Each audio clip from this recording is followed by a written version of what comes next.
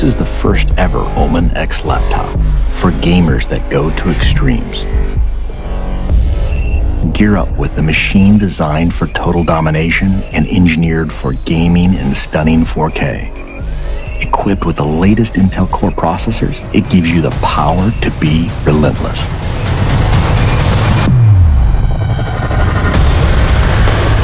With a 17.3-inch diagonal screen and desktop-class graphics, you get maximum performance to be victorious anywhere.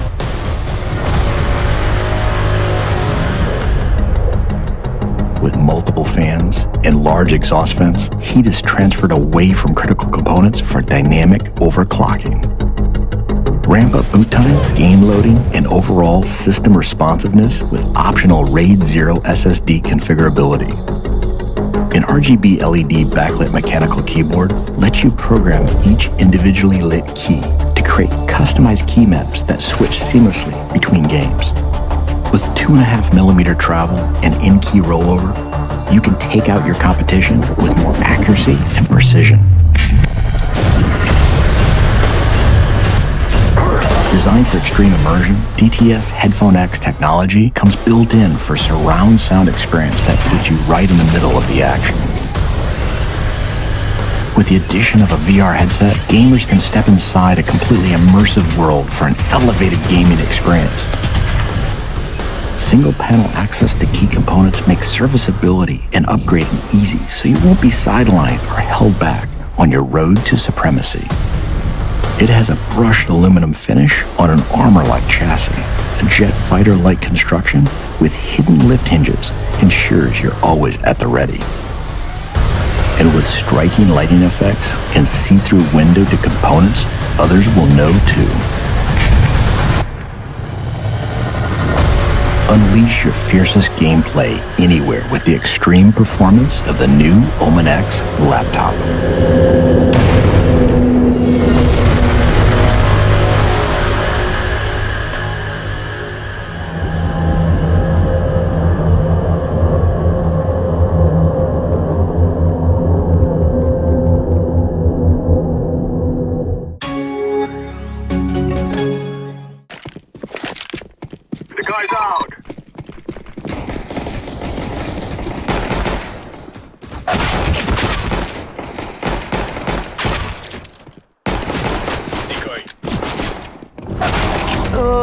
That was beast.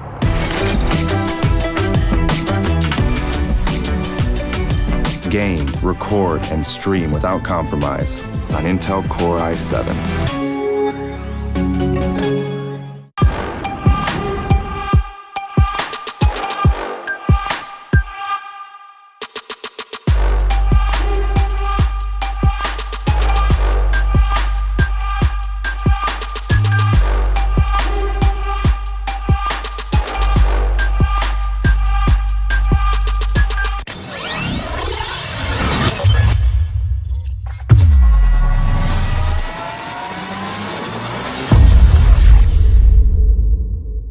Good evening, everybody, and welcome to the ESL India Premiership Summer Season Master League. This event is brought to you by Omen by HP, HyperX, and Tel, and organized by Nodwin Gaming. Today, we have 3 games lined up for you, folks. The first being Clash Royale, followed by DOTA 2.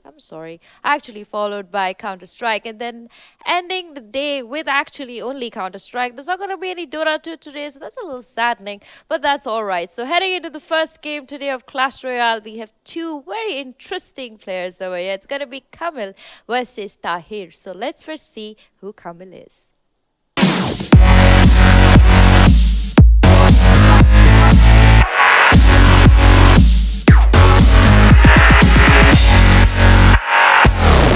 Alright, so that is Kamil. He's doing pretty fine for himself, but he needs to really climb up the leaderboard a little bit more if he wants to stay safe in the Masters League. Now let's look at his contender for today. It's going to be Tahir.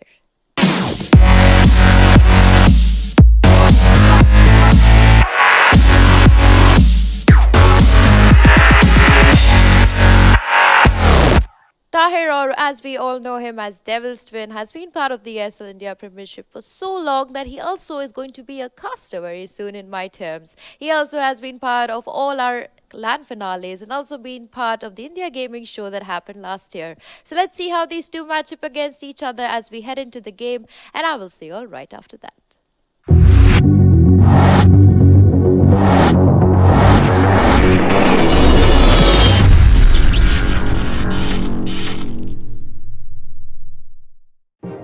Alright, ladies and gentlemen, we are back with another day of Clash Royale. We have a game between Kamil and Devil's Twin, Tahir, who's not been doing so well this Premiership. However, he still currently stands, I believe, at the bottom two, if I am not wrong here. So, not having a great time so far. Would love to see him a bit better. However, even if he doesn't do so well, it's okay.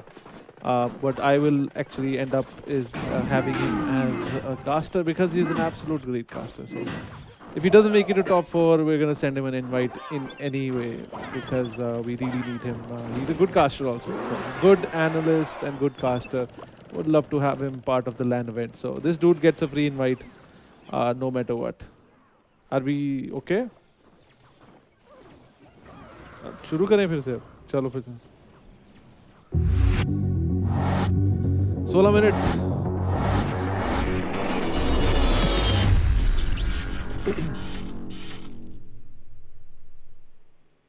All right, ladies and gentlemen, we are back with another cool day of Clash Royale casting between Devil's Twin Tahir and Kamil Khan. Devil's Twin, man, he's not been doing so well lately. He is currently at the bottom 2 spot, so there's a good chance that if he does not get his performance up, he will be kicked and relegated out of the Masters League. However, plenty of games still to go. He really needs to get out in the safe zone. But let's talk about the match here. Devil's Twin going for the export deck. We've not actually seen an export deck do so well so far in the Masters League. And that Bandit has eaten through everything in its way. It took out 2 archers and also took out another unit before finally falling down. The Zap Tower, actually, we've been seeing a lot of it lately. It's a fairly tanky tower and does a fair amount of damage. The DPS on the tower is fairly good. So great defensive unit to have in your portfolio of cards. Talking about Kamil, he's gone for a fairly decent deck here. We see a couple of his units. He has poison also. I'm yet to see exactly how he is planning to use that poison. The Expo is up. The poison is used offensively. Expo distracted by the Dark Knight, the Dark Prince here, will finally not get a chance to lock on the tower. Again, Expo decks have not been doing so well in the Premiership because someone or the other always has some kind of tanky units to defend against it or cheap enough units to spam. So Expo is not able to get its value out, but it's okay. We'll see. I would really like to see him win an Expo deck with an Expo deck. Alright, Inferno Dragon facing off against a Mega Minion. Who will come out to the top? Yes, it will be Inferno Dragon. Inferno Dragon will also get an opportunity to now bring down that Zap Tower, however, unable to do so. If you look at the tower health across the map right now, pretty much everyone's kind of dead even. Very little damage taken across. However, now you see Devil's Twin finally starting to accumulate some damage on the top right tower. And that's basically because of the poison spell. Because both these units, both the players are trying really hard to get some damage done on their opposition's tower, however, unable to do so far. Will the ram connect directly? No. Distracted by the Zap Tower. Also destroyed by the fireball. So if another push comes to a halt here without getting much done. This is kind of a moot game so far. I think if one person or the other makes a mistake, that will be the only time we'll get to see something funky happening. But however, so far we've not seen much happening. The Expo did connect to the tower, was not able to do much damage, but did end up faring for around 500 damage on that tower. But This is going to be a long game. This could actually end up in a draw also, the way it's coming out. So I don't see anything crazy happening. We've seen all the cards. Both these guys have revealed all the cards in the deck, and this is quite a chill game, I would have to tell you, because that X-Bow is not getting any value out. The poison always comes out to kind of take that X-Bow down quicker, or the minions come out to take the X-Bow down quicker. I think this is going to be a draw of a game, but look what's going on the right-hand side. A lot of damage being inflicted on that tower on the right. 2 minutes left in overtime, and that is a big push that's making it across. The Ram connects. It's good game. Called out by Devil's Twin, and Kamil takes game 1. And here I was kind of relaxing and be like, we're going to have a draw. And I completely didn't notice what is happening on the top right. Game 1 going in favor of Kamil Khan. Congratulations, my friend. It's a best of 5. And we have quickly jumped into game 2. That was very quick. The production is on fire today. Does not want me taking a break. And we see some changes in the decks here. We have a Goblin Hut in this deck that's come out of Kamil. Again, a great defensive / offensive building there. The constant push of little goblins who are throwing sticks at you, it gets quite annoying. Eventually, you need to figure out how to deal with this. And remember, because of that ice golem, you saw about 4 goblins actually stacking there. Finally, we now get to see what the plan of Kamil is. He's actually put down a big card that's a graveyard, and these skeletons are coming out and they're not happy. They're taking stabs at that tower. A nice defense there. However, the damage is fairly done on the tower, bringing it down to 1000 HP. Kamil trying everything in his power to make something happen, and Devil's Twin trying everything in his power to defend against this. Uses the fireball to bring the health of that Goblin Hut down to a half. And behind this, Kamil is now setting up a big push. Ice Wizard dropped at the back. Mega Minion could be next. The Dark Prince is also available. And that Mega Minion is not going to come see the light of day here. All right, Lumberjack for defense. Will be focusing here. He will die and give Rage Spell here to the tower, but the tower loses its life. Look at the AoE of that Rage Spell, by the way. That's a massive AoE. Kamil looking like he has a proper lead. Double Elixir time shall be starting soon, so we'll get to see if Devil's Twin does get anything out here. He most likely wants to get his Hog Rider. He wants his Hog Rider to connect to the tower. The pesky buildings in the way are really annoying for him, because the Hog Rider will get distracted by those buildings. Now, with only 47 seconds left on the clock, this is time he needs to make something happen. Here comes the big push. Hog Rider is out. The Lumberjack is also out. Hog Rider going the wrong way. You do not want your Hog Rider going that way, but he has eventually ended up in that direction. Lumberjack does connect, but pulled back immediately. Very well played by Kamil. He has this game under control, and this will be 2-0 victory very soon for him. Devil's Twin unable to make anything happen. He is not having a good run during this Premiership, and this has become pretty evident now that he is being outclassed by his opponent and not being able to get any push in on that tower, except the few fireballs he had to throw. So good game, well played. The 2-0 is the current score in favor of Kamil. Only one game away from victory. All right. Quite an interesting set of games so far, and I'm hoping that Devil's Twin, aka Tahir, makes a comeback here, because he's done really well in the past, and it just saddens me to see him currently where he is in the charts. And on the other note, I know you guys are watching this and you're seeing a small little pre-recorded written on the top there. We're actually recording this game around 14 hours before, or about 16 hours before this will be broadcasted, because we'd like to take a day off once a week. So we're normally not in office on Tuesday.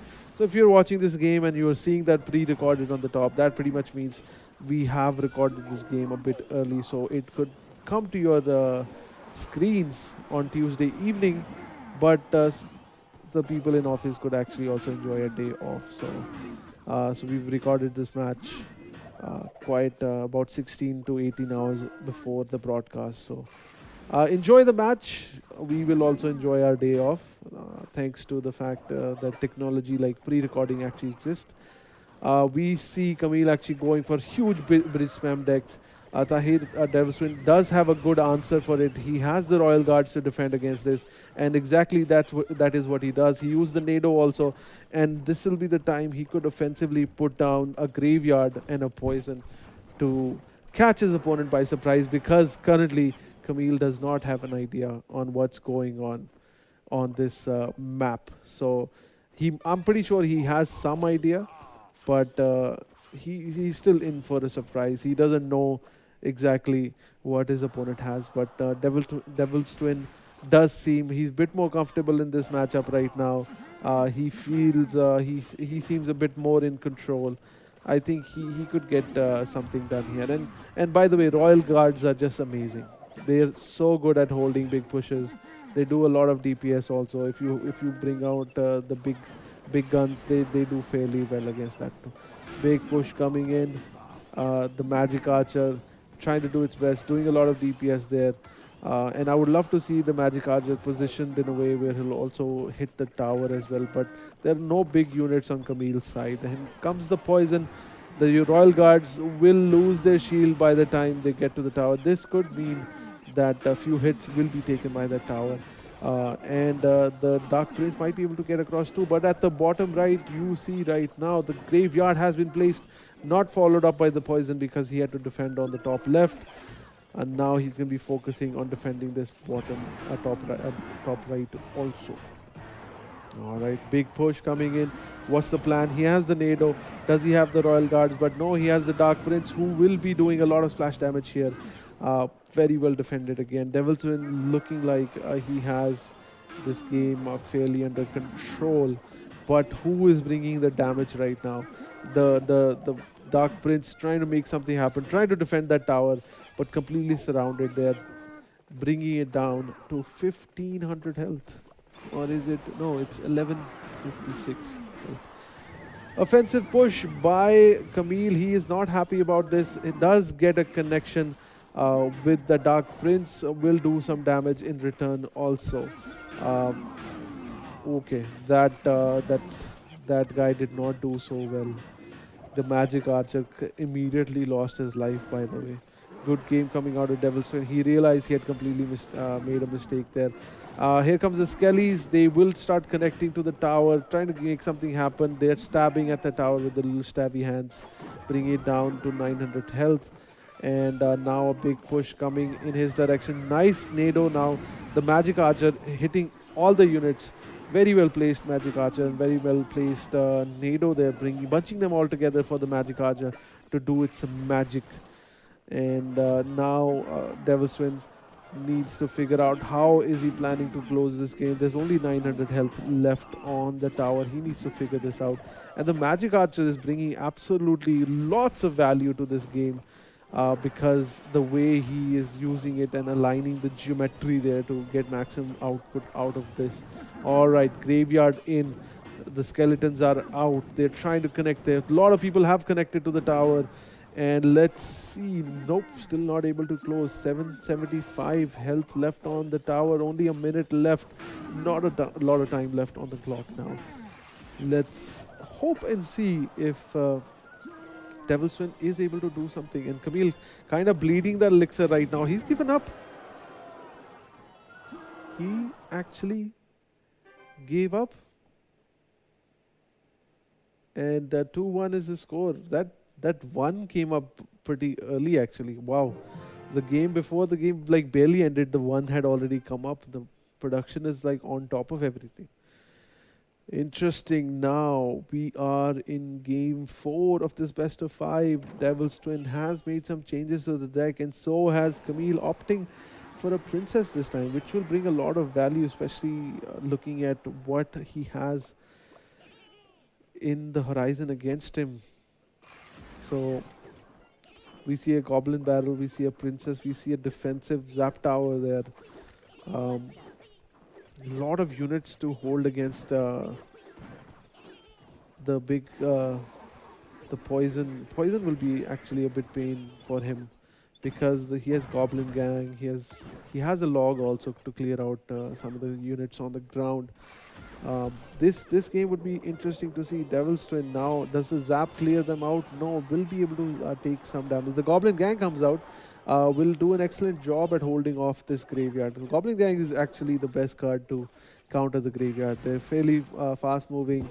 They can surround the tower also, and they can take their stabs at the skeletons that come out of the ground. Here comes another barrel, this time bringing a lot of damage, bringing the tower down to 500 health. That was a pretty good trade for Kamil, and I think he's kind of secured this game here with that big push. Now the question is, can Devil's Twin come back and make something happen and equalize this game? Because score, as you can see, is 2-1. It's a best of 5 if you do your math.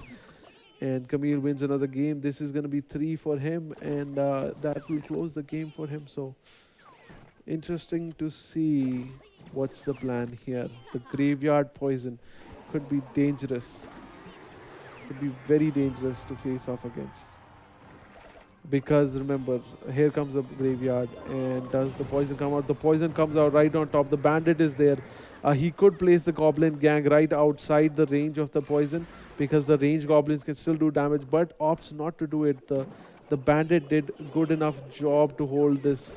And here comes another Goblin. A barrel does damage. The Poison also comes out. 90, 64, 37, 10. 10 health left on the tower, and Kamil can now kind of stop focusing on this tower. He could change his interest to the other side. The log will not connect. That's okay. He doesn't have anything to worry about. What he has to worry about is holding off this big push of skellies that are touching his tower.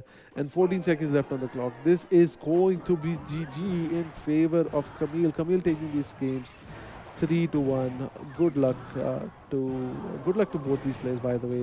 They played really well. And there's plenty of games to go, but this is all there is for now. So I am going to be thanking both the players, Kamil and Tahir, for coming in. This is the ESL India Premiership powered by Omen by HP, HyperX Intel, organized by Nordwind Gaming and ESL. Thank you so much for tuning in, guys, and I am out of here. Goodbye.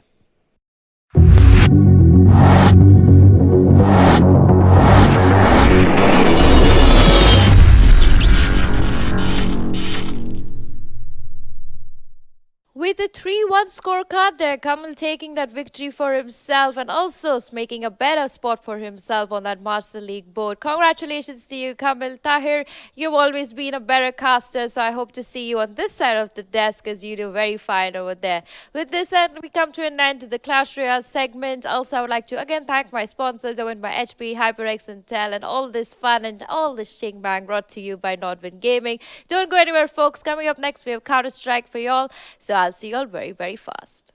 Are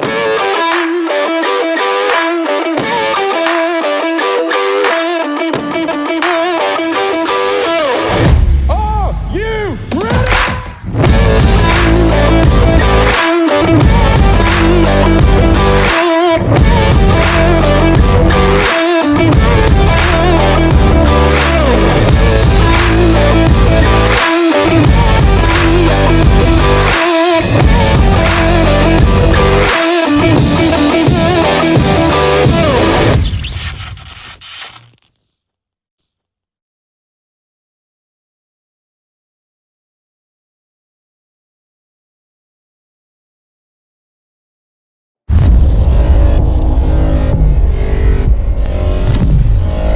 This is the first ever Omen X laptop for gamers that go to extremes.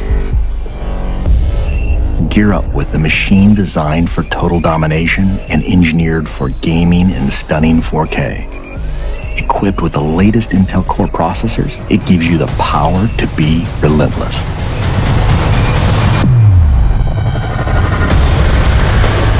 With a 17.3-inch diagonal screen and desktop-class graphics, you get maximum performance to be victorious anywhere.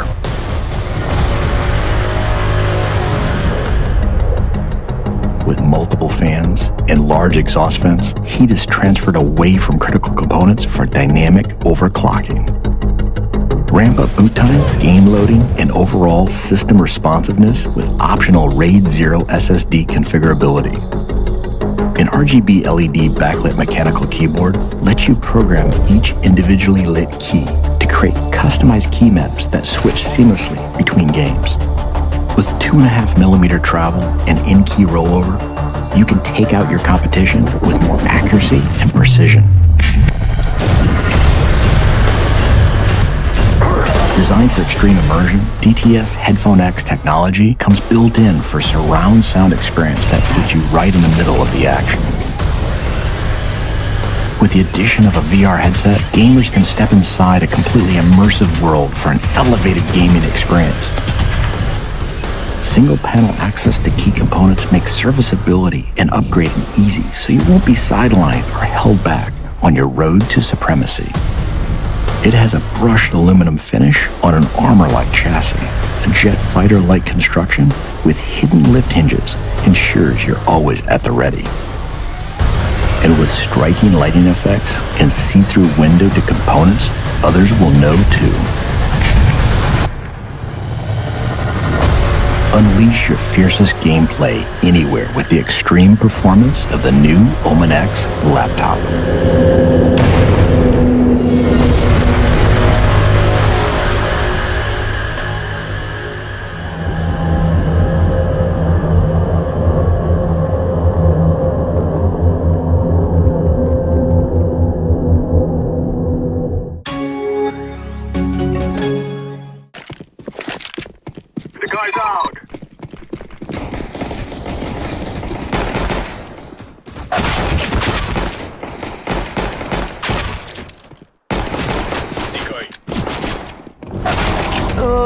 That was beast.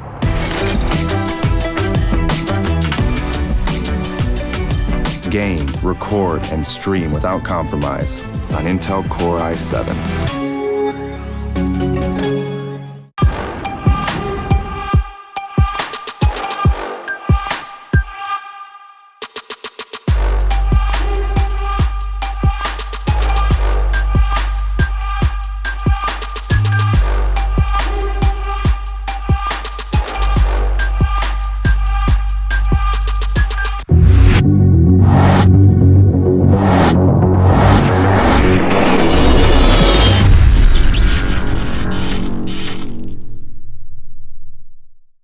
Welcome back to the studio segment of the ESL India Premiership Summer Season Master League. Now we're going to move into a game that India loves the most, I think. It's going to be Counter-Strike Global Offensive. And today we have two teams who have been playing the Masters League for 33 days and now look strong standing on this leaderboard. War, of course, struggling a little bit there, but SRA making themselves a sure land finale slot. So let's take a look first to SRA, or as we know them as Slaughter Rage Army.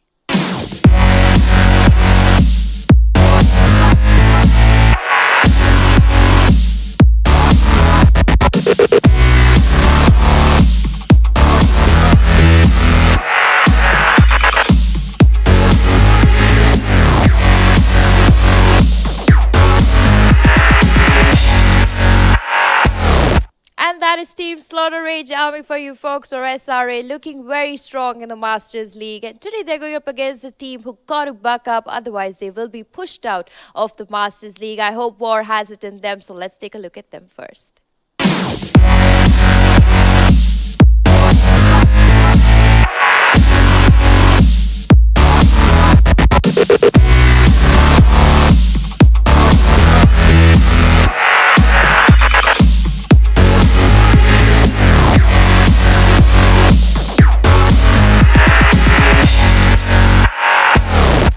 Their name says war, but actually the full form of war is we are real. Let's hope so that in this game, that their final game mostly in the Masters League, they're able to prove themselves and see how real they are as they go into this match make. Our casters are ready to take this game, so let them see how this game goes, and I will see you all right after that.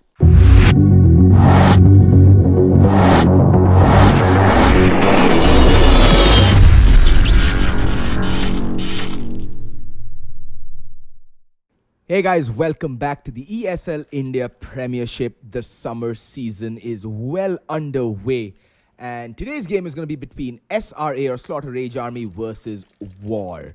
It's going to be played on the map Mirage. Now, we have been seeing a bevy of games being played on Inferno. Mirage, though, however, I feel will suit teams like SRA quite a bit. And War also, to be very honest, because both of these are rather puggish teams. So, you know, you'd expect them to come out on top. Well, there we go. Pistol rounds underway. A flex playing from B shot. It's a rather B-heavy stack with one player. That's Dream playing towards the A bomb side. Bomb is chilling outside the A bomb side right about now. And I'm not quite sure whether, you know, Dream will be up to it. It is a fairly retakey setup towards the A bomb side. Not a single kit on SRA, so the retake has to come in fast and swift if they want it to work out. And generally, when you see a retake setup, at least there's at least one kit on the CT side. However, I'm pretty sure SRA have worked this through, and Dream Scream doing one of the most unconventional jump spots. I mean, considering the amount of information that a Flex is gathering, they should be on the rotation towards the A bomb side. A Flex has pushed up high mid. He will be in for the quick flank. There we go. The smokes come raining in towards the A bomb side. Dream opening up with a kill on a finish, but Oops immediately replying back. Macho hightailing it towards CT spawn. Saz gonna push it, and Saz gonna get his shit pushed in. In the meantime, can Macho land more kills? Nope is the answer, and a Flex hurrying along. Spots out. Oops. Oh, whiffs so hard it's not even funny. Bomb has gone down, and now it's all down to the Guru, and he's in a spot of bother. He's been sandwiched in. Good post plants coming in for War, but Guru gets one kill. Clock's ticking down, but so is his life. Oops with the final kill of the first round. Oops with the 3k, Kazi with the 2k. That's the full house of frags being shared between the pair. And War win the also important pistol round, but now is where the true test happens. Can they hold out against the force buy? If you've been following the ESL India Premiership so far, you would have realized that, and you would have seen that there's an exceptional number of force buys that get won right after the opposition wins the pistol round. And it is something that I would like teams to work on a little bit more. It is a telltale sign that they haven't really prepared on how to play the anti-force or the anti-eco. And there we go. Guru pushing up mid, spots out Oops with the AK-47. Not really going to connect a single shot, and Guru will be able to fall back towards relative safety. Ganders a peek towards underpass. Doesn't really spot anything. And now we go on over to a Flex. And he's going to be playing stairs. It's a fairly default 2-1-2, and I'm not really sure why Guru is still chilling out towards mid. There's no trade potential whatsoever. Needs to fall back, needs to get to a more conservative position. And again, War shaping up for that A hit. They do have quite a bit of utility to use, and it looks like it's going to be the default A push coming out from War. The 3 smokes for stair, connector, and CT, followed by a couple of Molotovs, one for under palace, one for sandwich, etc, etc. You know the drill. This is a standard A execute.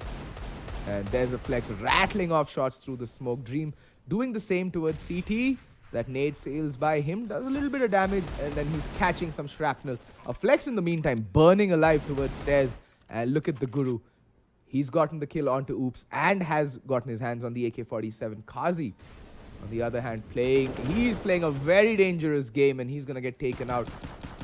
Macho, in the meantime, rattling shots off through the smoke. Finish with the Mac-10 on hand, but Oops is going to get the kill. Sorry, Guru is going to get the kill on towards him. Baba the Beast, he's the last survivor. Negative finds Saz's head. There's no kit, but it doesn't matter. But I don't think there's enough time. Nope, Dream, I do not think you have the time to stick the defuse. Or do you? It's going to come down to the last millisecond. And oh, Dream. Oh, the dream gets shattered. And War somehow managed to win the second round as well. That was just pure luck. Came down to timing, and War, by the skin of their teeth, managed to pull that round through. And that's going to be a timeout. I think they may want to rework their strategy and approach towards this round. Negative buying up the armor to bolster that Mac 10. Interesting buy. Let's see if he can do anything with it.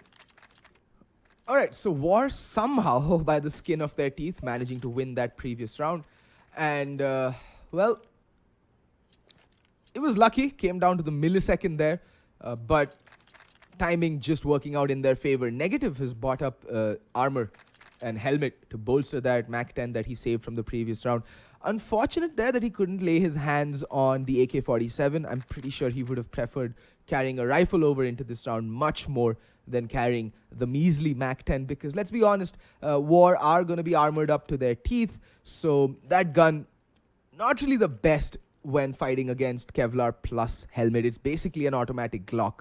On the flip side though, War can actually look to do some real economic restoration. They did take a lot of damage in terms of personnel, losing all 5 players in the previous round. So their money is going to be in the doldrums. And they should be looking at getting as many kills as possible with those 2 Mac 10s on board on SAZ or SAS and Kazi. Again, Guru with the Deagle and Macho with the Deagle. Let's not discount anything. These guys are absolute behemoths with the hand cannon. And Guru's going to go pushing up mid. This time there's 2 players lying in wait. And SAS is just going to sit the Guru down and tell him to take a chill pill. In the meantime, Negative, he's pushed up ramp. He's getting a lot of information for his team, finding that there's no one towards the A-bomb side. SAS, though, just be careful. It's pretty low, and SAS insta double ding coming into Negative. Negative not able to control the recoil. He's going to pay for it with his life. A Flex in the meantime is going to go pushing up underpass. Can he find the kill? Dream going re-aggressing towards CT spawn. Macho in the meantime finds a nice little bullet to his face. And a Flex also. 2 quick kills. Alright, a Flex really eyeing that AK-47. Not going to get it. Dream, however, is going to be able to secure the Mac 10. And maybe, just maybe, try and get a couple of exits. Or even a single exit to bolster that economy that he's going to be taking into the next round. They're going to get $2,400. If Dream can find even a single kill, that's going to be $600 extra that he's going to be taking into the next round. And it's going to be a good amount of money to be carrying forward, allowing him to buy up a little bit of extra utility. Doesn't look like anyone's going to be facing him just now. Baba the Beast in ladder room, but Dream just under him. No one's making any noise. Everyone's just on tiptoes. And there we go. Dream Scream does find the kill onto Baba the Beast. And that's going to be $600 extra for him to take forward. Might want to go and grab that AK-47 that's dropped towards B-Shot, but I don't think he'll be able to reach it in time. No, he will not. So Dream should be tossing that Mac 10 aside and just going for a rifle buy-up. War, again, lose 3 people. They're taking a lot of economic damage here, and Dream Scream still holding on to the Mac 10. That is interesting. There we go, finally tossing that aside and going for the M4. Very sparse in terms of utility here, SRA. And a very static CT side setup thus far. It's the same 2-1-2. Nothing really special going on here. Negative going to try and catch somebody with that wallbang, but SAS is going to be able to make his way to safety. Now, he needs to be careful. He's glass cannoning that op. So if he catches that spam, he's going to take a metric crap ton of damage. In the meantime, Guru towards high mid, just waiting for Baba the Beast to come peeking around the corner. He's got a Galil, not the best of weapons. But, I mean, they'll have to make do. Considering the fact that they've lost so many players so consistently over the past 2 rounds, their economy is not in a good place. It's a fairly even round. It hangs in the balance. Whoever wins this round will force the opposition to eco. In fact, if you take a look at tab here, yeah, War will be on an eco as well. And it's a very slow round. 50 seconds in. Most of the utility on SRA has been used up.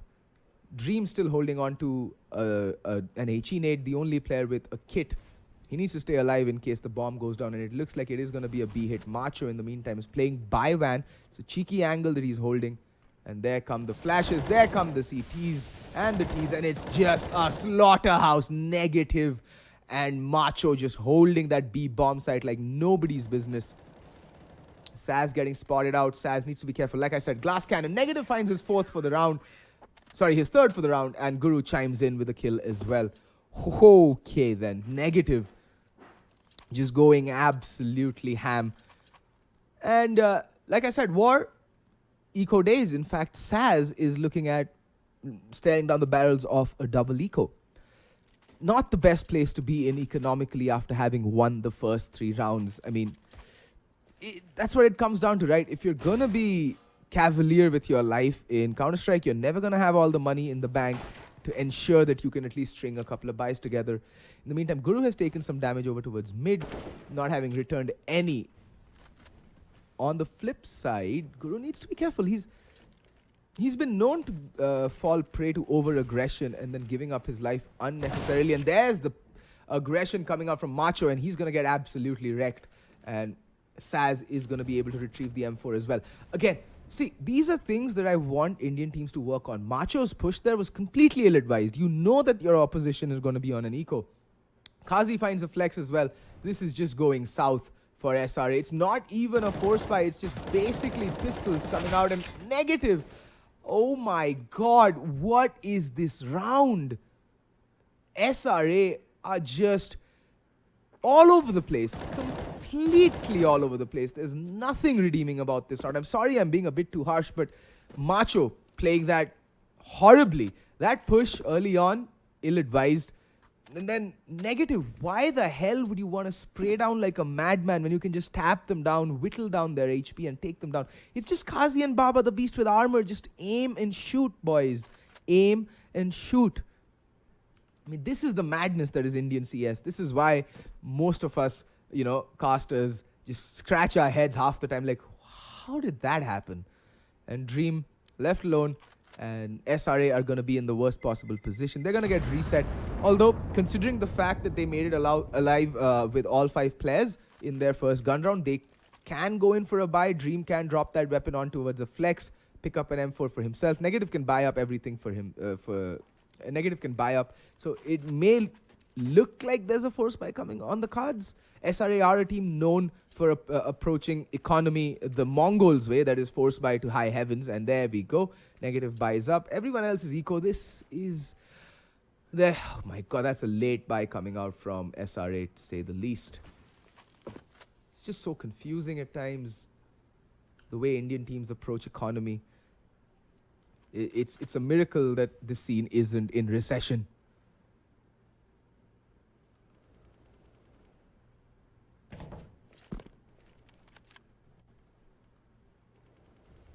The Guru still, it's a 2-1-2.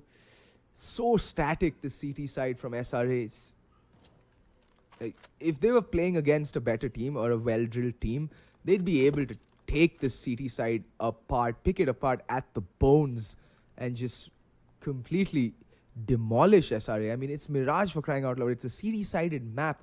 You'd expect a team who favors Mirage to have a decent CT side, but again, War going for that B bomb site. They've seen the most success towards the B bomb site, and they're going to stick to it. Try, well, until you fail, I guess. If it ain't broke, why fix it? That's the motto.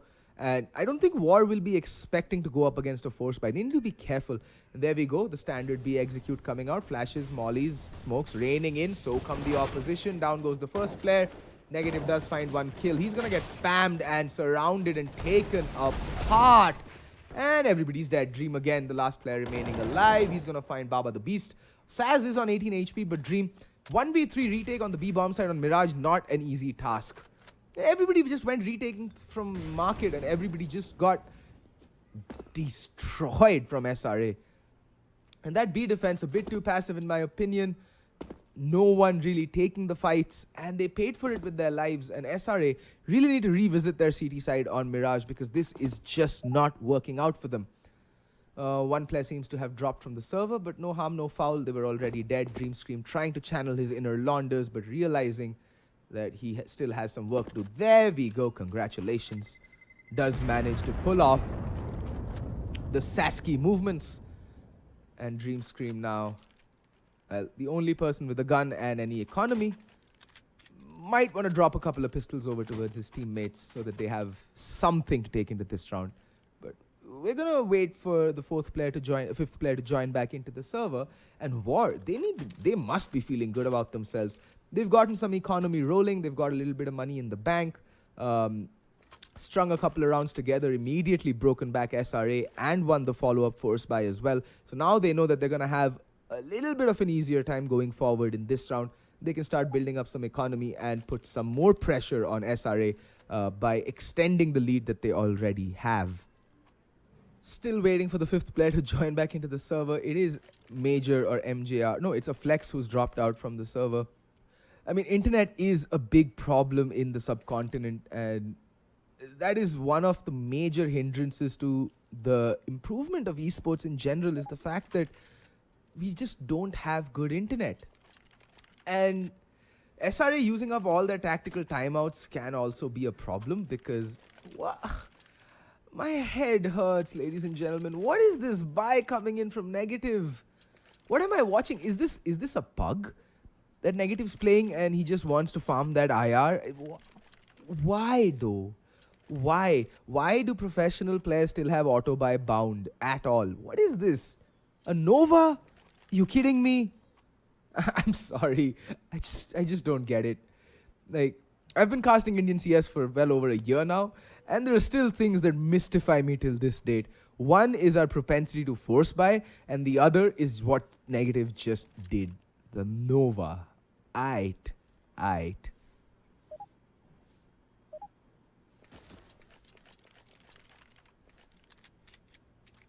There we go, the Guru. He's going to be playing mid. It's going to be a 4v5 round because the player just hasn't joined back. And teams have an option. You can wait 15 minutes and decide to either continue or to call it quits. And I really want to see what Negative does with this Nova. He's going to go play up close towards A ramp, while Macho is going to be playing B short. He's going to be soloing because of Flex. His partner in crime towards the B bomb site is nowhere to be seen. He's dropped from the server, and looks like it's going to be a B split coming in this time. Kazi needs to be careful. Well, Macho not fast enough on the draw, unable to channel his inner Clint eastward. But Guru, same fate awaits him. Negative should just chill right now. Dream, the last player left alive with the weapon. And finally a Flex has joined back into the server. And Dream is going to back off. He's going to be saving for, I think it's the third round in a row that he's been saving the same weapon. And Negative should also just look to save this. I don't know why you bought this gun, son. But, well, I guess what's done is done.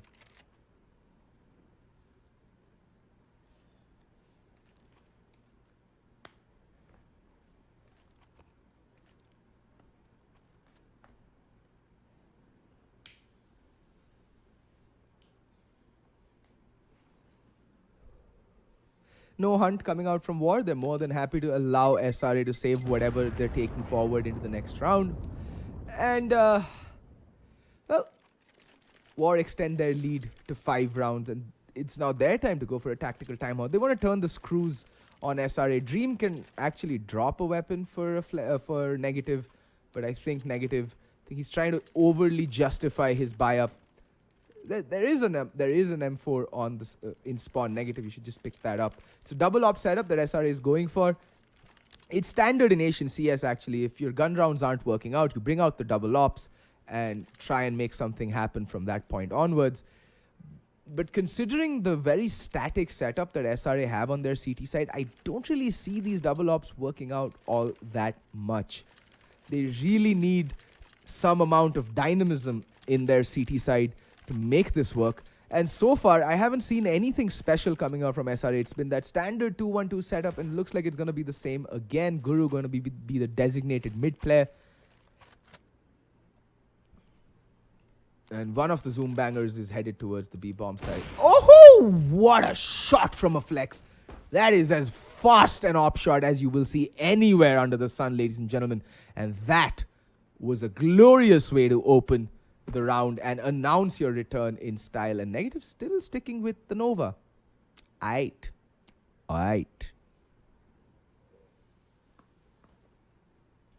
Flex again. The second kill is well going to him. He needs to back off a little bit, getting a bit too over-ambitious, and does exactly that. Smokes off B-Apps, falls back. Now, Guru's going to come into a lot of action very soon. There's two players towards high mid, while one player is making his... I thought Saz would push underpass, but he's going to fall back. Double up presence towards mid. Two players. Oh, a flex. After hitting those shots, you'd expect him to be able to land that in a jiffy. But they're going to get pushed back, the B defenders, and it is going to be some sort of a B play. Saz leading the charge, but a flex ready with the AWP primed, and he's going to get the kill on the Saz. Finds his third for the round. Can he get the fourth? Baba the Beast finds Macho, and Baba the Beast all alone in a 1v4. This isn't looking very good for him. Guru's just going to be spamming that smoke. Baba finds Negative, doing economic damage. That is good. That is good. Negative finally gets that Nova taken out of his hands. Thank God that Nova's been taken out of his hands. And Guru, he's going to spot Baba the Beast and put him down. SRA finally putting their second round on the board.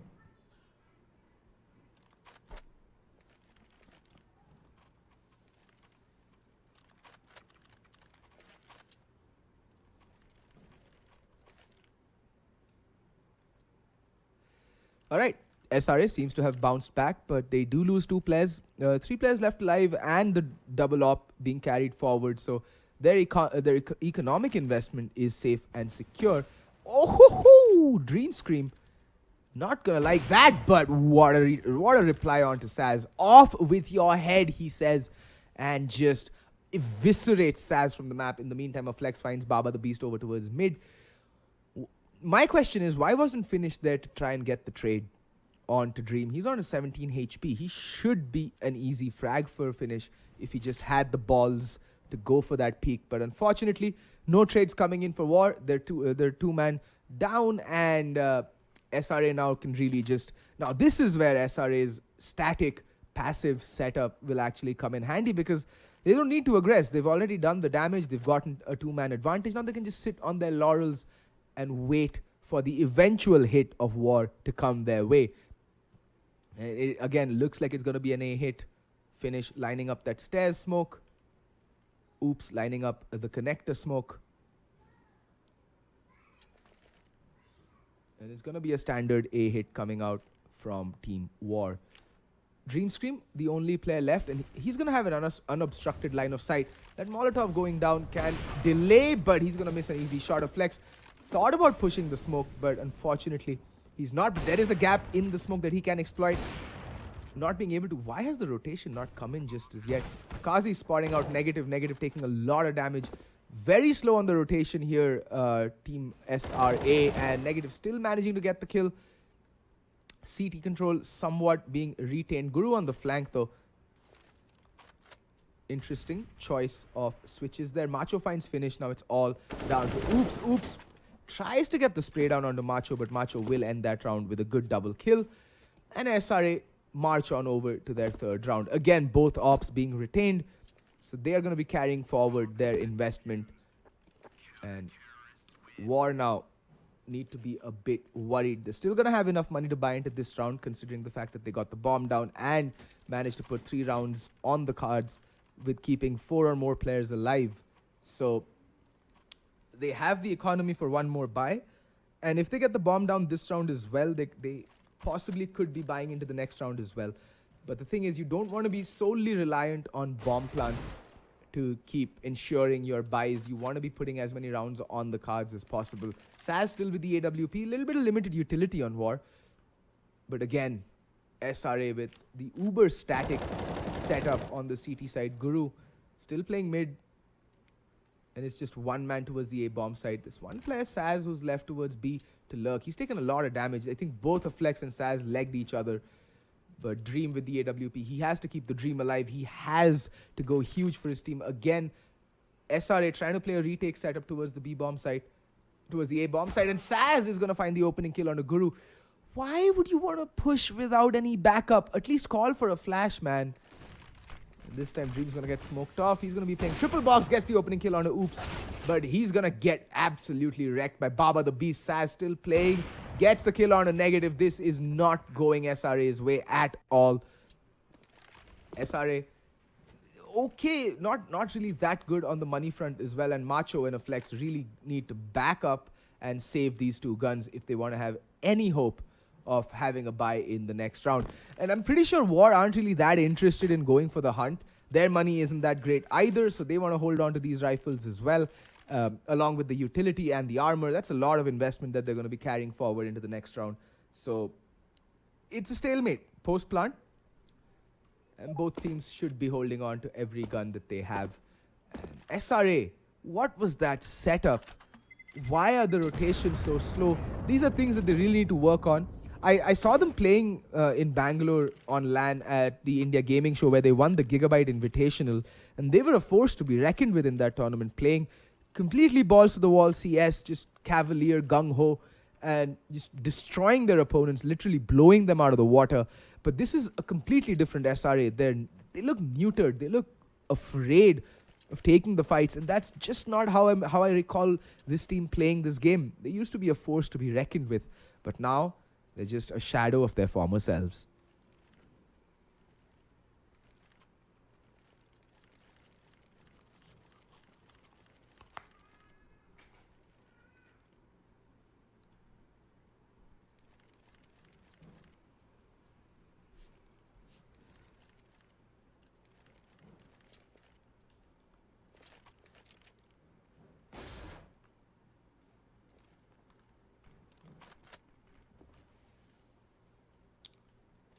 Aggression towards the A bomb site, and still some variant of the 2v212 that double nade. Saz taking a lot of damage, spots a player jump peeking.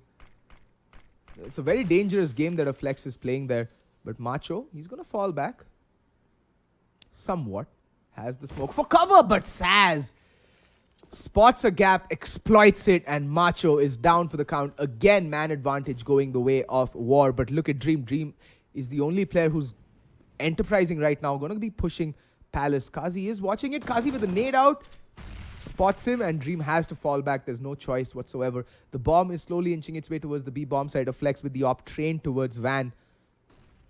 And Negative needs to be careful. He's been playing this position quite often and has been punished over and over again. And a Flex missing an easy shot. A Flex needs to be careful. Does find Baba the Beast, but takes a little bit of damage in return. Rotation still a fair ways out. Both Dream and a Flex have kits onto them, so it's not like they need to double time it, but they need to find the kills. Oh my god, Guru just goes YOLOing out of market and gets completely punished by Kazi. In the meantime, a Flex, the only player remaining, does get one player down, but unable to get out of harm's way. And that's going to be the 8th round on the board for Team War. SRA, their CT side needs a lot of work. This is just... It's a little painful to watch, I'm not going to lie. Mirage being a CD-sided map, you'd expect teams to be able to play it better. But clearly, there's a lot of homework that still needs to be done. And SRA need to go back to the drawing board and rethink how to play the counter-terrorist side on Mirage. This is not the way. They do not know their way, and this is definitely not it. Negative gonna go pushing gung-ho. There's one player holding. That's Saz, who's gonna get completely and utterly overrun. In the meantime, the mid hit is coming in, and everyone, I think War is just going back towards the B bomb. No, they're going back towards CT spawn. They're like a dog with a bone.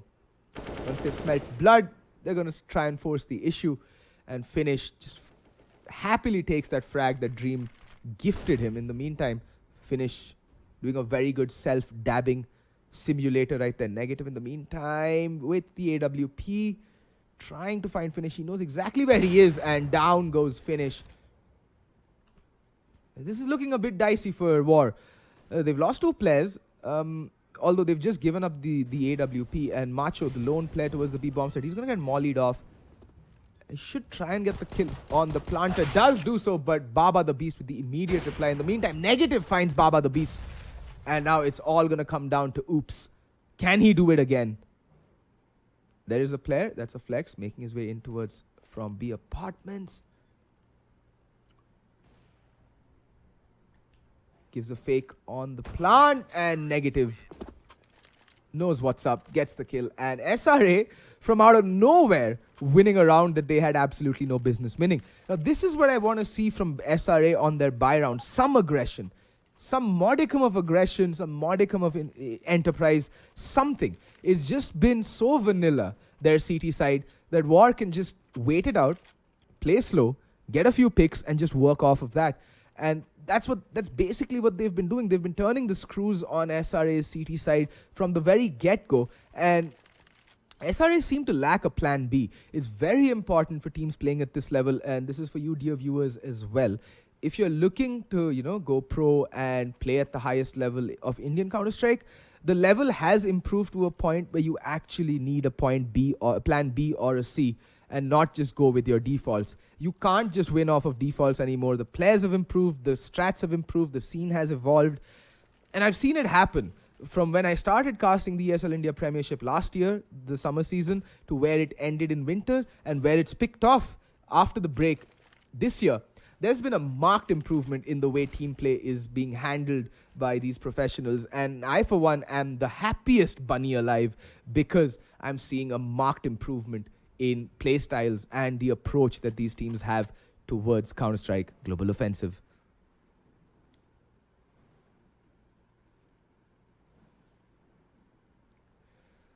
All right, again, looks like it's going to be a hit towards the A bomb site. It's a very forcey buy coming out from War. They've literally pooled in all their resources and gone with whatever buy they can.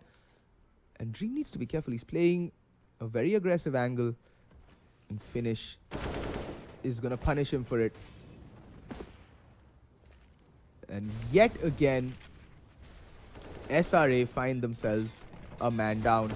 But, well, Kazi falls to negative, getting shot through the smoke, trying to get the bomb down. And oops, with a nade out, somehow a flex doesn't manage to get the kill. But oops, still holding strong, still holding an aggressive angle towards CT spawn. And it's a 4v3. SRA really need to win this round, otherwise it's going to be GG for the round, for the half, in fact.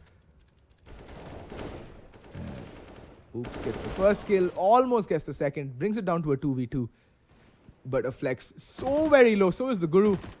Not really in the best of health, and Baba the Beast is able to see off that round, gets a couple of kills. That's $1,200 in the bank along with the round win. That's a lot of money that Baba just made his team and himself. He can drop that AK-47 towards Oops, who can buy up the utility. Baba has enough money to go for the full proper buy. And SRA will be scraping the bottom of the barrel yet again. It's just what happens when you're not careful on the CT side. The economy is so brutal on the CT side. It's a difficulty trying to keep it in check.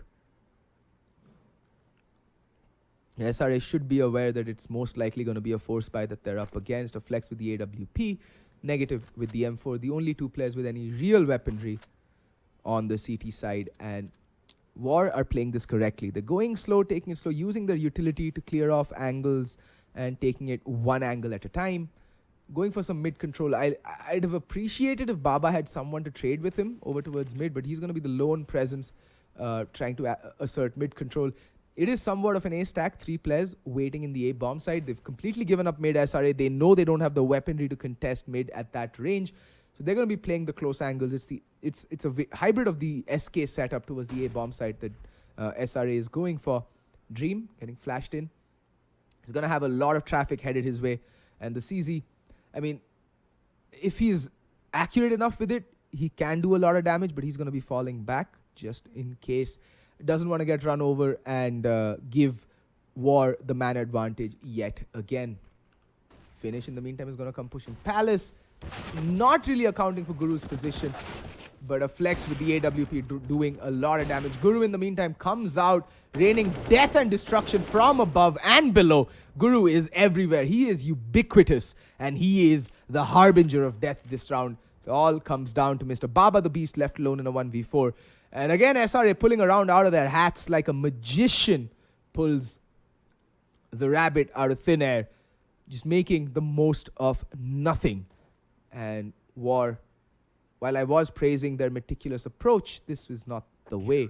In the meantime, a flex will fall after the round ends. Baba will carry that AK-47 into the next round, but War's money is gone. They have nothing to take into the last round. It is going to be a force buy, and SRA should be ending the first half 9-6. And they should be happy that it actually ended 9-6, because at a point, it looked like War would be ending the half anywhere with a 12-3 or an 11-4 score. But War dropping the ball there, losing 2 anti-ecos, and that is just inexcusable at this level. If you're going to be losing to pistols, you deserve no quarters. It's going to be a YOLO rush B play coming out from War. They don't have the money, they don't have the weaponry. And Macho's going to get smoked off. He's going to be chilling in Ninja Box, making his position known, falling down, somehow staying alive, and getting a couple of kills for good measure as well. Guru chimes in with a quick kill of his own. Kazi's dead. Ignore Kazi. And Oops now with the CZ trying to make something happen. Does find a couple of kills, but the defuse will come in. Guru with the Ninja. And SRA put 6 rounds on the board. It's 9-6 half in favor of War. Now, all SRA need to do actually on the T side, win the pistol, equalize the score, and just move on from there. Let's see what they have on the cards. Hopefully, their T side is better than what they had to offer on their CT side, because let me be honest, their CT side was, I mean, okay at best, and at worst, just shambolic.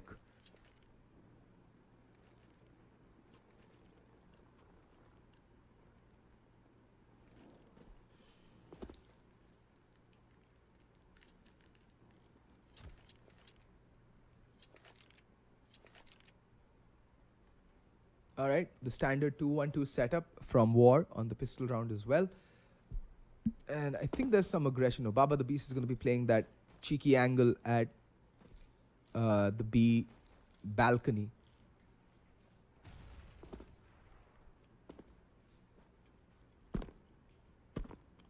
Saz spots out a couple of players coming out from underpass. That means Oops is going to have his work cut out for him. They realize that it's an A hit or an A pincer play. The smokes come raining in. And Oops just gets destroyed. He got demolished there. Saz, in the meantime, gets a quick kill. Kazi finds the kill on the Guru. It's a 4v3. If Saz had just peeked out a second earlier, spots out negative as well.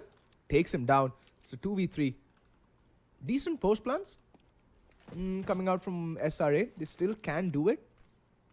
And again, not a single kit on a player from War. So they need to double time it. They need to go for the defuse, but they want to ascertain the positions of the enemy. Macho finds Saz. Baba with the trade and a flex. What a shot. Brings it down to a 1v1.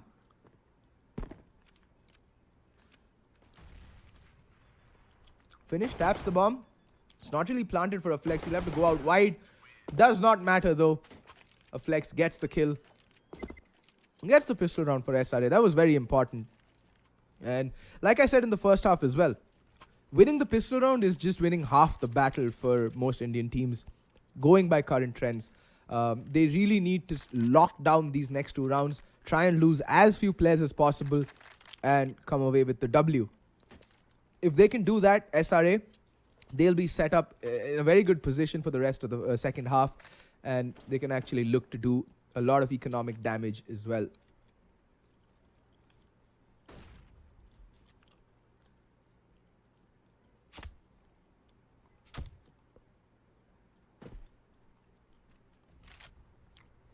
Baba the Beast just jump spotting towards B apps. Dream and negative. Oh ho ho ho! And that, ladies and gentlemen, is why you don't jump like a bunny towards balcony. Good players will take your head clean off your shoulders. Saz with the P250 long range, not the ideal range for this weapon. Kazi with the CZ, playing from CD spawn, will get Molotoved off. They're just trying to sell something towards the A-bomb side. Bomb is still in T-spawn. SRA playing this slow, playing it methodically. They don't want to give away weapons or, you know, any kills or any quarters to War. It's the right approach. Finish playing a very cheeky angle. Again with the P250 though. No longer the behemoth of a weapon that it used to be. I think Finish spotted out negative's elbow. There we go. He upgrades to the Deagle, spots out a couple of players, switches over to the P250. Trying to do some damage, gets one kill. Gets the AK-47 but has no time to draw it. And oops, oh my god, juicy 1D. Gets a second as well. This is exactly what SRA didn't want. But now Oops is in a very tight position. He's going to get double peeked and gets taken down. But SRA again falling prey to economic damage. But now that they've seen the worst of it off, that's basically the force buy. Now it's going to be a hard eco coming out from war.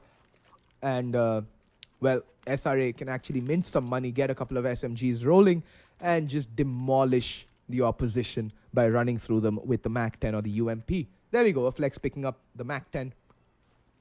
But he's going to be hanging back. I'd expect the player with the SMG to actually go forward and take the initial fights. It's going to be Macho, though. He's going to be walking into what is an A-stack. Nice shot onto Kazi. Oh my god, that stack. And now negative with a lot to do. The CTs do have bomb control. Saz landing a nice dink, but what a nade from Guru. The double Kobe. And SRA keep 3 players alive. Unfortunate there not to get a single kill with the MAC-10. But at least the scores are tied. And SRA can actually move forward from this point. Dream Scream picking up the AWP almost immediately. And so does SAZ. Saz is the dedicated opper for war. Gonna take it towards mid. No one's gonna be peeking him just as yet. And Dream. That's the aggression I was talking about. That's the aggression I wanted to see from SRA. In the meantime, a flex finds Saz. Both the oppers have been taken out of the equation. And Oops has taken a lot of damage in return. He's down to 15 HP.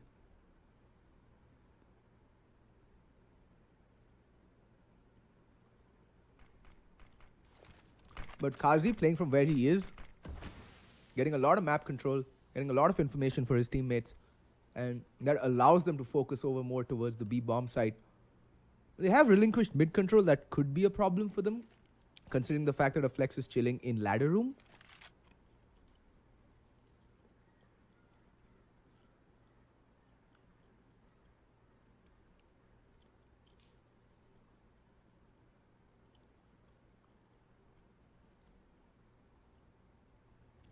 But there we go, the B hit comes in. Baba the Beast sights trained. And he's going to find a flex having snuck into the B bomb site. And Baba the Beast running out of bullets, but he's done his job. Finish in the meantime. Oh my god, what is that nade? He's going to land the headshot through the wall. But now it's all down to Macho in a 1v2. Oops. On his deathbed, quite literally, does not want to peek out until help arrives. And that's the right approach in my opinion. Kazi coming in from B shot, getting spotted out. Macho. Very precarious position. Wants to isolate the 1v1s, but it's just not going to happen. They're not giving it. War, allowing the bomb to go down, and then we'll try and get the retake, and somehow, Oops, managing to stay alive on 15 HP. Oh god, the long-range spray battles coming in, and both the players not landing their shots, and Oops, with 15 health, managing to get that kill, and a brace for good measure, and SRA, yet again, just show that, I mean, I don't know what to say even. They should not have lost that round, but credit where credit is due.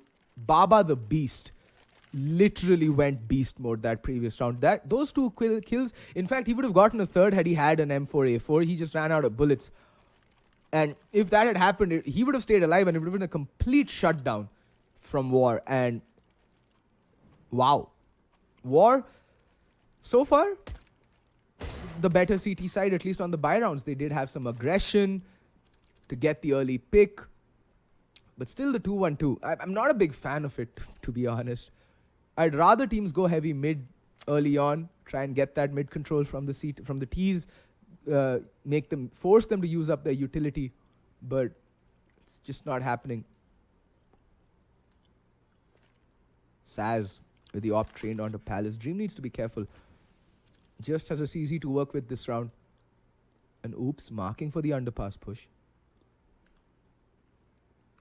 In the meantime, Decent crossfire setup towards B. Baba the Beast with the M4. Spots out Negative, but Negative is just going to come pre-firing around the corner. And Baba the Beast is going to have a very painful and a very brand new haircut to his name. And that's what just one kill can do for you. Look at the rotations coming out from War.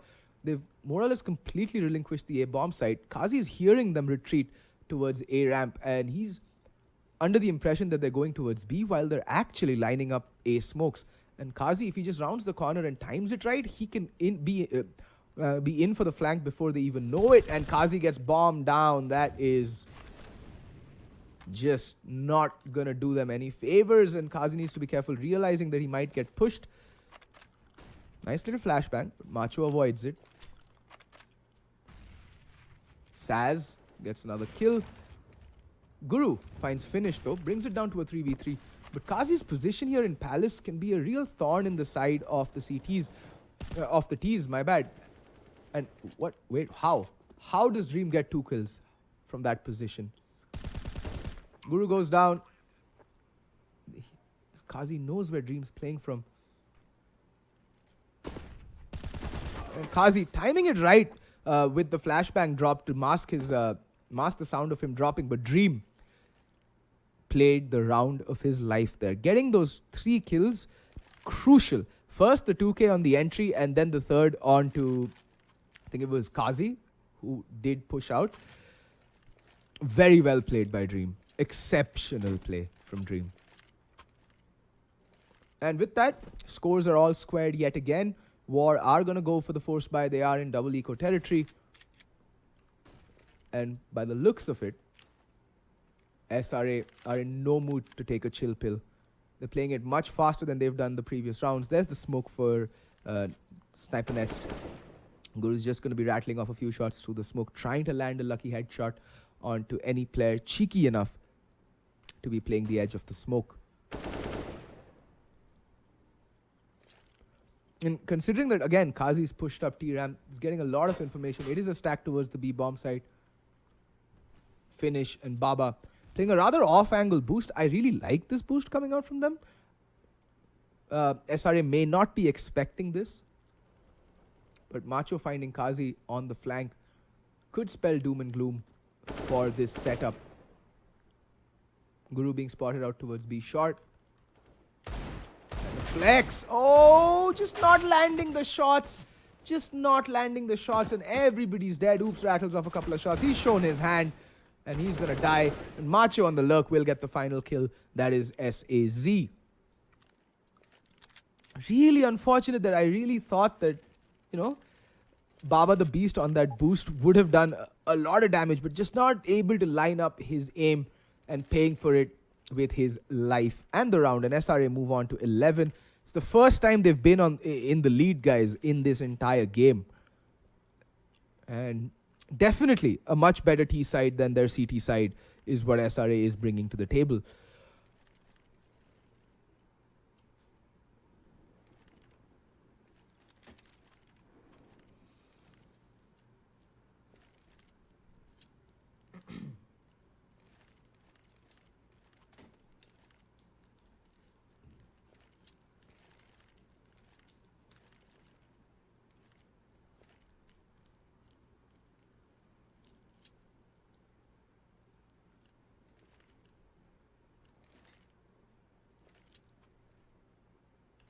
All right, full eco, no upgraded pistols, nothing from War. They can't invest anything, and it's going to be a B stack. It is going to be a full B stack. Saz trying to climb onto the box. And there we go. Congratulations. And on the flip side, SRA are just going to hit the A bomb side. They're just, you know, doing their due diligence, pushing out, clearing out angles, playing a bit slow. And oops, I think realizing that they might just go towards the A bomb site. It's going to be playing from CT towards Murder Hole. But the thing is, I mean, guys, if you're going to stack the B bomb site, go all in. No need to come for the retake even. Why give economy to your opponents? It's $300 per kill. That's one smoke that you may possibly be denying your opposition. At this point, money is still an issue for SRA. They haven't gotten that much of a bank rolling. If they win this round without taking any casualties, that's going to be glorious for them. But Guru needs to be careful. There's literally 5 players towards CT just lined up, trying to get at least 1 frag and 1 rifle away from the T's. But no one's really interested in pushing Guru. Looks like he may have timed out, but no, there's scenes of life. There's scenes of life, and Guru is going to be in for a nasty surprise. And yeah, there we go. Dream trying to mop up the final kills. He's going to go out peeking again. And I mean, both the CTs are going to die. There's no question about it. They're not going to be able to save the rifles. But why be so hungry for kills is my question.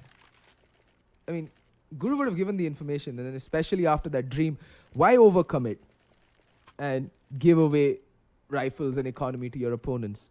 It's just bad practice. See, and War achieved exactly what they wanted to achieve that previous round. They did economic damage. That was a very good eco.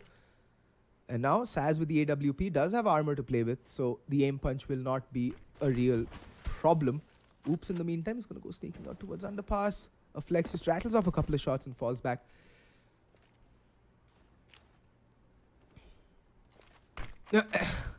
Cute.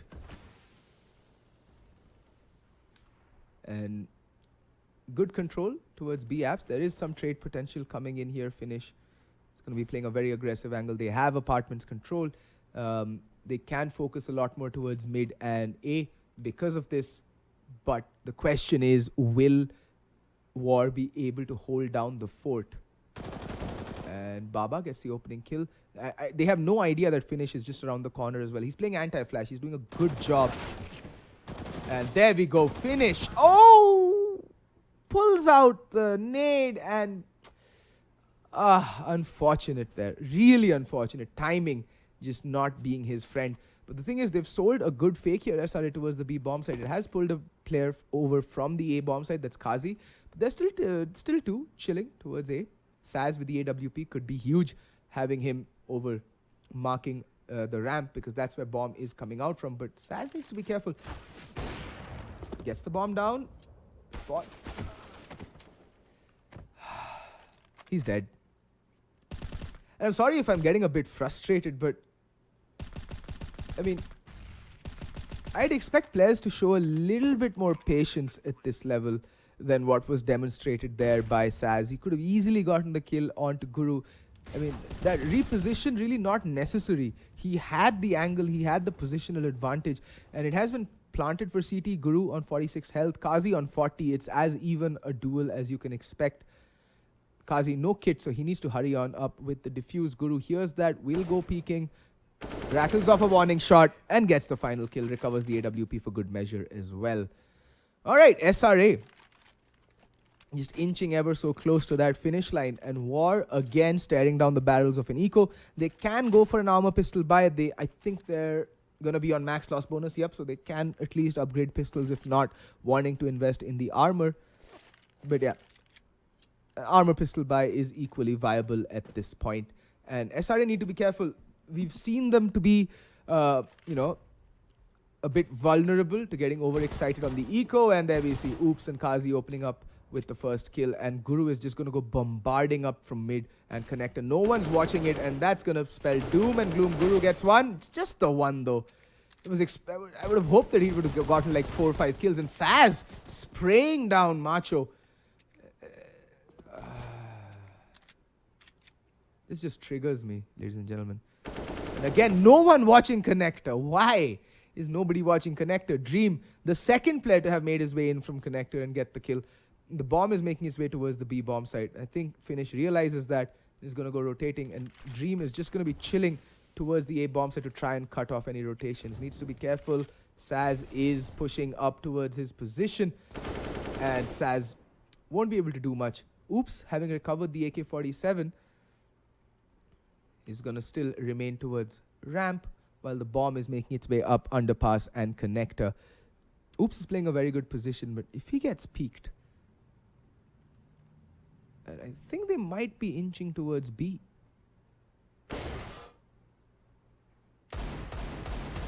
Down he goes. It's a 1v2, a flex. The op, not the best weapon in this position. Would want to switch out to the AK-47. But look at where Oops is playing from. Has he timed out?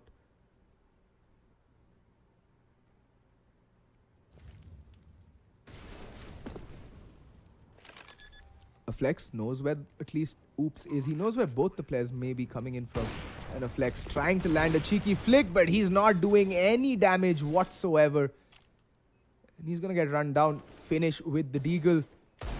Will manage to get the final kill. And somehow, I don't know how many times I've repeated this line, but somehow War win a round that they have no business winning. And SRA lose to Pistols. And how does this happen, ladies and gentlemen? I don't know. But it just does. And we just go with the flow. This is why I love Indian CS. It baffles my mind. It's like watching a magic show. You don't know why it happened. You don't know how it happened. You don't want to know why it happened or how it happened because that's going to ruin the trick for you. But it's a pleasure to watch because it does happen and it happens ever so often. It's like the disappearing act or the levitation act from, David Blaine. You don't know why or how, but it just happens. And Saz getting the opening kill onto negative with the AWP. Man advantage to War, and they should be winning this round quite comfortably. Unless some huge muck-up happens and War just totally shit the bed. But I don't see them doing that. They've been a lot more enterprising on their CT side than SRA ever were. It's just that it's coming down to the aim duels, and SRA seem to be just that shade bit better. Nothing else. It's literally down to the aim duels. Not the strats, not the executes. It's just War have been really unlucky in a couple of rounds and they're just not winning their duels. There we go. That's the first example of not winning your duels. Good trigger discipline from Finish. Finish gets one kill, but unfortunate. And just like that, again, like I said, they're not winning their duels and a flex gets Oops. And now it's all down to Saz with the AWP, who will get the kill onto a flex, brings it down to a 1v2. Can he do the impossible? Can he clutch this out? He really needs to do that. That smoke's actually going to help him sneak out of market. And he can actually isolate this 1v1 with Dream. But his back is being watched. Guru, ever vigilant, ever so prepared, gets the kill. SRA move on to 14 rounds. And War are now broke yet again. They need to eco this. They cannot afford to buy into this round. They have to play for overtime at this point. Otherwise, if they go for broke now and then they lose, that's GG well played, because they're going to have, what, $2,400 for the final round? And it looks like they are going to go for broke. And overtime, be damned. I mean, yeah, it shows courage. It shows, it shows gusto and bravado. But बोलते हैं ना हिंदी में बाबा एक मुहावरा है, जोश में होश ना खो बैठना. And I might fear that, in their enthusiasm to not take it to overtime and clutch out the round, War may have just ended up shooting themselves in the foot.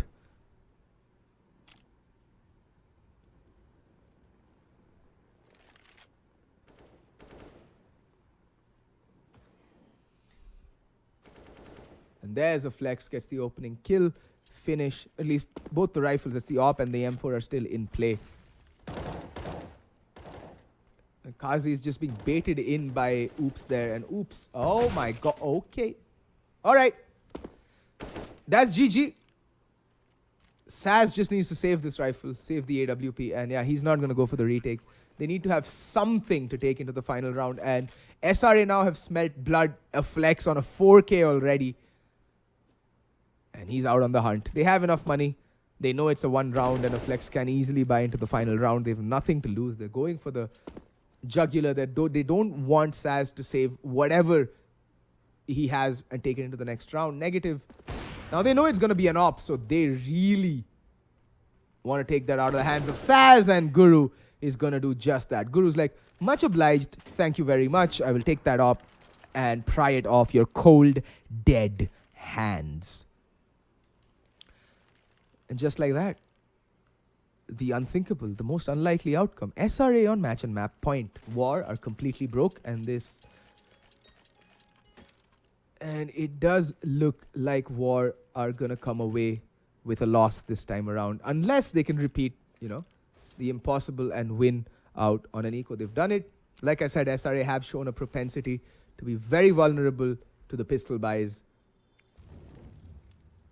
Baba the Beast just playing the corner with the Deagle. He's been quite phenomenal with the weapon, but negative opening things up with the first kill. Kazi bites the dust.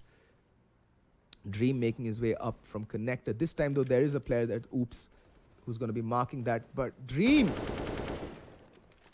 he will keep the Dream alive, gets the kill. Can he get more? No, that's going to be Guru who gets Baba the Beast, shooting him in the back.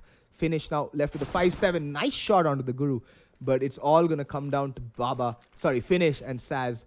They don't really have the weaponry. Oh, nice shot onto negative, brings him down to 6 HP. That Molotov is going to force him off towards connector, masking his drop, but I think SRA have this in the bag. What? Okay. Took longer than I would have expected him to. Oops, playing the headshot angle. Oh, Dream Scream with the final kill. Again, surviving on a sliver of HP, but he clutches it out for his team. That's 16-11. This map ends in favor of SRA, and War will be kicking themselves after a phenomenal CT side. They kind of T side. They kind of shat the bed on their CT side, and SRA, credit where credit is due. That was a fantastic T side showing. Well, that's all from my side, guys. I hope you all enjoyed it. If you did, do hit that like button, hit that subscribe button, and don't forget to click the bell icon to get notified whenever ESL India goes live. And just so that you can pencil it in, it's around 6 p.m. every evening, every day.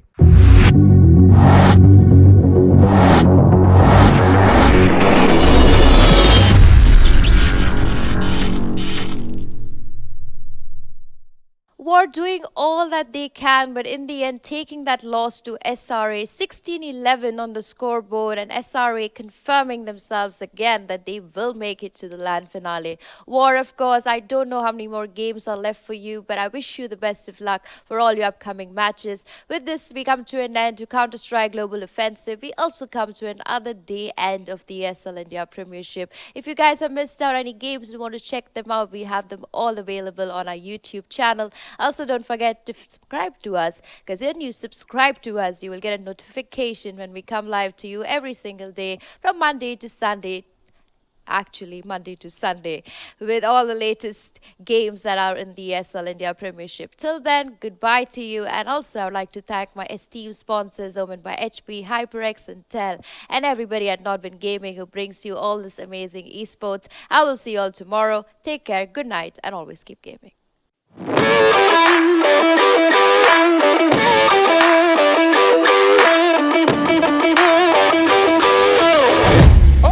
you ready?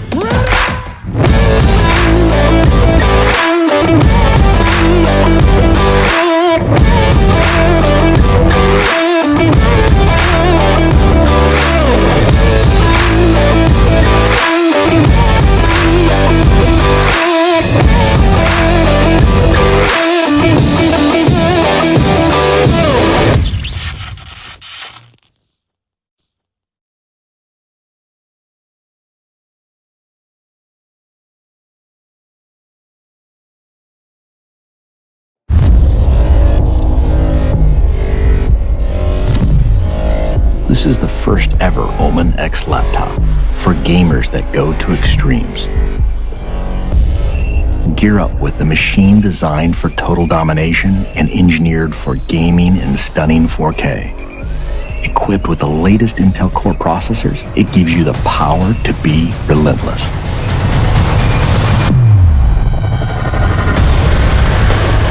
With a 17.3-inch diagonal screen and desktop-class graphics, you get maximum performance to be victorious anywhere.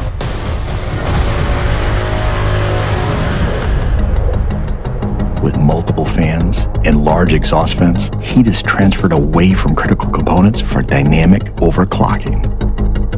Ramp up boot times, game loading, and overall system responsiveness with optional RAID 0 SSD configurability.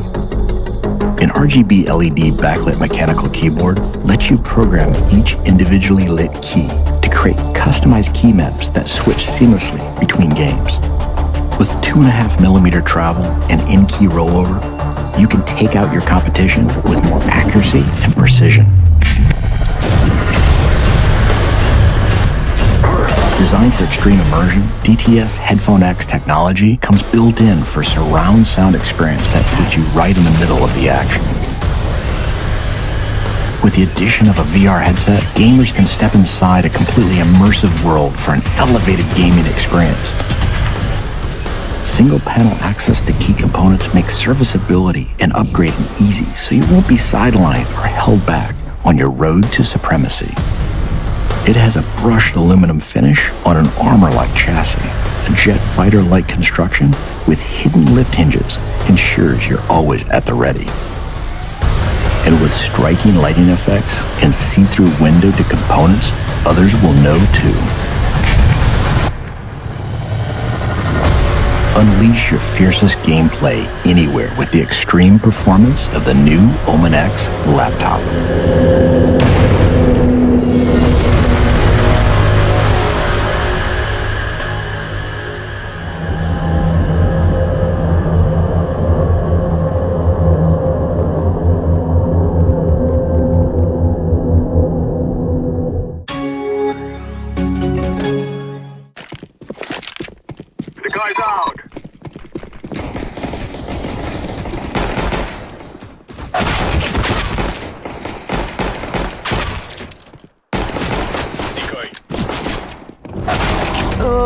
That was beast.